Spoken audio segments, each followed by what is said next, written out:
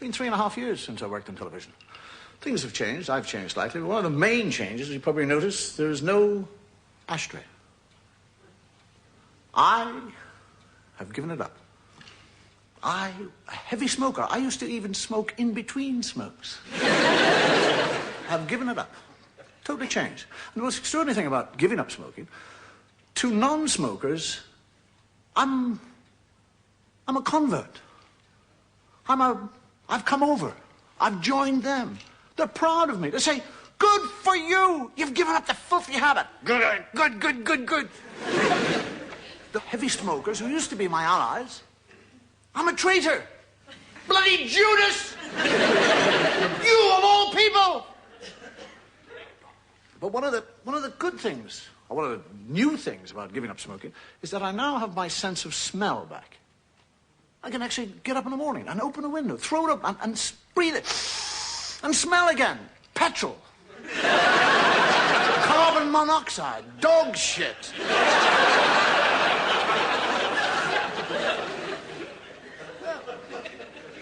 I mean, it's a taste. I actually thought when I used to eat food, it was the smoking. I had no taste. It's not the smoking, it's the food. It's bloody tasteless. Somebody said to me the other day, shall we eat or have a McDonald's?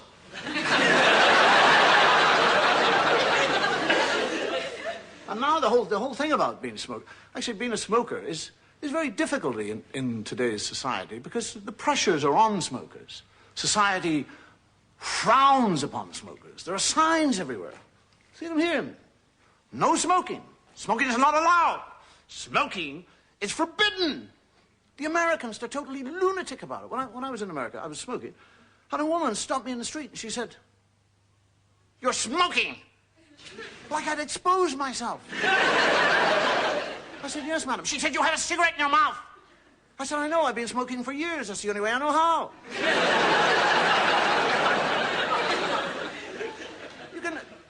You notice in public, if you actually spit, if you spit in the street, you can be fined £25. If your dog fouls the footpath, £20. But the cost of a smoke, or what it would cost you if you're caught smoking, can be £50. Now that means that you can actually have a good spit. Your dog can crap to his heart's content, and you've still got a fiver to take home. When I started smoking, I was actually 4.5. I did actually start to keep up with my brothers, who were slightly older. I had one brother who was 6 and one who was 8, and they were heavy smokers. So I used to keep up with them to smoke. I'm 4.5. I'm this size. And people would say, "It'll stunt your growth." Lavatory. I mean, everybody in school smoked. As soon as there was a school break, we'd all go for the lavatory. In the cubicle. 8 or 9 of us in each cubicle. Passing this little cigarette. If you went out and looked down the line of cubicles, it was like the Industrial Revolution. Somebody used them for what they intended to use them. It was like a breath of fresh air. You remember going to the cinema years ago when there was no smoking regulations? Everybody in the cinema smoked. It was just a massive smoke. You go in, you go. And when you got to the screen and you could see the screen, there were people on the screen. Do you remember those scenes, the seduction scenes? How the cigarette was played with? It became part of a kind of hand phallic symbol. People used to kind of touch it and stroke it and roll it. Women would kind of put it into the mouth and take it out again. The whole audience. They used to have those cigarette cases that you could buy that actually you pressed a button and one cigarette came out all by itself. It was a sexual invitation. You'd hand it out and you'd go, and the cigarette would go. And if the woman went, you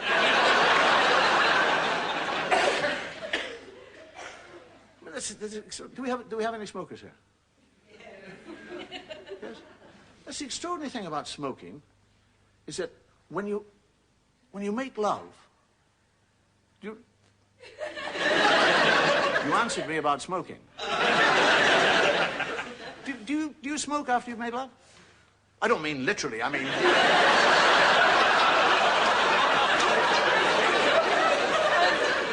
Isn't that, I mean, most smokers, you make love. I love you, darling. Oh, yes, that was beautiful. Oh, yes, you are marvelous. It was wondrous. It was, oh, yeah. And you can't get to the... Can we do it again? Yes, just do me.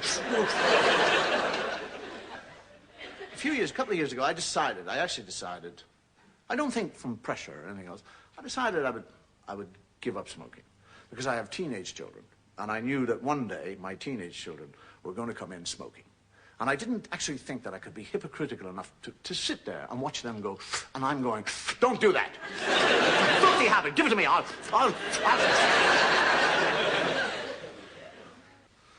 And I woke up one morning. It was 8 o'clock in the morning, and I sat there and I thought, that's it. This is actually the day I would give up smoking. And then I thought, well, I don't really want to give it up. What you should actually do is cut it down. What you should do is actually think, you'll only smoke when you enjoy smoking, because you like smoking, you get a certain pleasure out of it. But instead of it being unhealthy, what you should do is just take the moments that you really get the most enjoyment, and that's the time you smoke. And when you enjoy smoking most? I thought to myself, after a meal, when I've had a meal, that's when I enjoy smoking. Fine, you can have 12 a day. I'm actually sitting there, 8 o'clock in the morning, going, fine, 12, that's good. Right, I'm thinking 12 cigarettes, it's 8 o'clock now. I won't go to bed before 12 o'clock tonight. It's 16 hours, 12 cigarettes. 12, it's an hour and 20 minutes for every cigarette. I'm gonna finish that one. It's only 3 minutes past 8. I've only got 11 cigarettes. My wife comes in, good morning, guys. Shut up! Who's going to drive the children? Walk. 12 o'clock noon, I have gone through 9 cigarettes. I'm a lunatic. I'm sitting there, 9 cigarettes, oh my God, 12 hours. Oh God, what I never get through this 12 hours. Please help me, please help me. I'm going, wait. You have some cigarettes. You've got 3 cigarettes left over. That's 4 hours smoking. You can cut them in half. Then I'm thinking, that'll be 2 dog ends. There'll be 2 butts. I'll be throwing away more cigarettes. I don't know, wait. I'm trying to explain myself. Now, here I have been a smoker since I was so big. I am now going through the first withdrawal symptoms I have ever gone through in my life. So I explained this. I said, listen, wait, calm down. You are actually experiencing withdrawal symptoms. This is your first time. It's difficult, we know it, but you've got to persevere. Tomorrow, it's not going to be so difficult because you'll have experienced what it is today, so tomorrow it won't be so bad. But you'll still have 12 cigarettes tomorrow, and you won't need those 12 cigarettes tomorrow. You probably only need 5 or 6 or 4. So take those 8 today and...